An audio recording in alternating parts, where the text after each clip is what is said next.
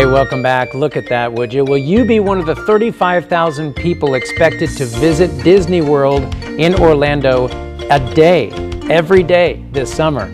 There's plenty that is new this year as well, if you are, from a Princess and the Frog inspired ride that opens later this month to an Epcot transformation.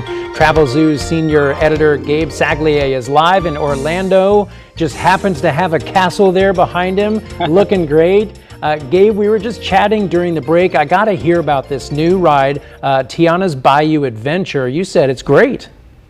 Yeah, Zach, I think you're going to like this one. And believe it or not, The Princess and the Frog animated feature came out in 2009, so it's been 15 years. But we still remember Tiana and Louis and all those great characters from that wonderful film, Princess and the Frog. So this is what's inspired now, Tiana's Bayou Adventure in Frontierland here at Walt Disney World Resort. So this is my sneak peek yesterday, Zach. What I loved about it is that it lasts several minutes and you're immersed into the story. It takes place about a year after the storyline from The Princess and the Frog. So Tiana's business is booming. She's now commissioned you to help her round up some musicians for a big Mardi Gras party tonight. And that's what this ride is all about.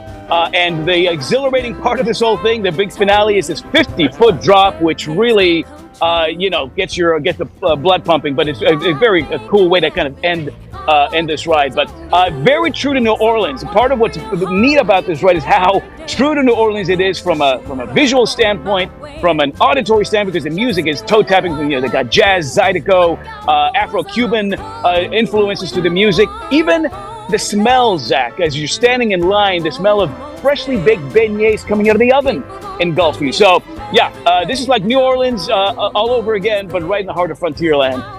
We just saw the clip of you going down that 50-foot drop. It does look exhilarating. It looks awesome. Yeah, how immersive of an experience. It looks so cool. I know we got to talk about Epcot as well. What's going on at Epcot for folks who've been before? What should they look for this time?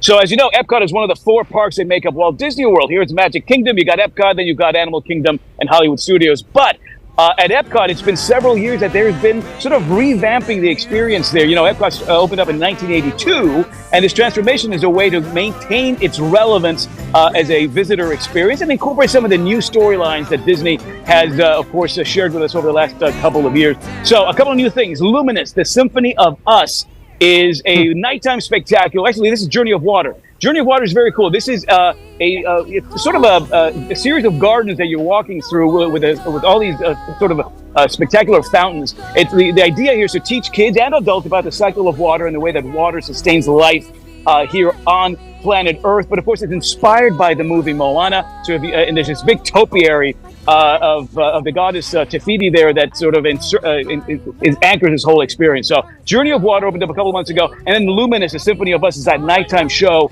Happens at 9 o'clock every night, 17 minutes, just a spectacular fireworks, lasers, fire torches, water cannons, just a very cool nighttime show that sort of a great way to end your stay at Epcot. Also this past weekend, Portraits of Courage, which is a year-long exhibit of paintings of veterans and servicemen by President George W. Bush, also at Epcot. So if you haven't been to Epcot in a couple of years, it still maintains some of that great classic nostalgic visitor experience, but a lot of these new experiences keeping it very much on the to-do list next time you come out here to Walt Disney World. It's just awe-inspiring with the drone shows, what they're able to do with those, the way they're able to program those and choreograph those. I mean, you got to see it firsthand there. I mean, what is it like to just see it there with the naked eye?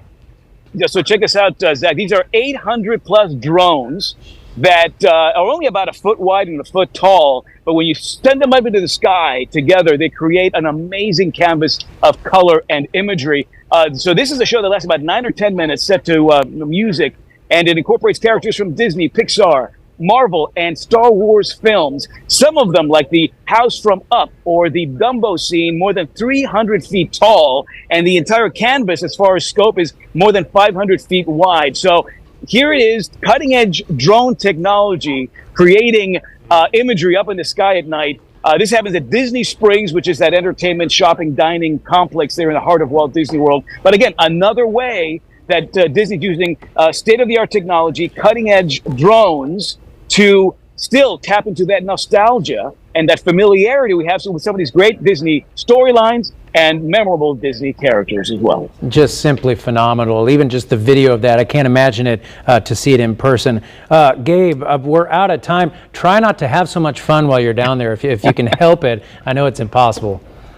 I hear Cinderella calling now, Zach, so I've got to go. All right, when Cinderella calls, you got to get there by midnight. Off no to doubt. the castle. Gabe, thank you so much. And you can find more information about all these new additions to your Disney Adventure and Travel Zoo in the link section right now at fox59.com. Just simply phenomenal. The technology, the cutting edge is always on display down there at Disney.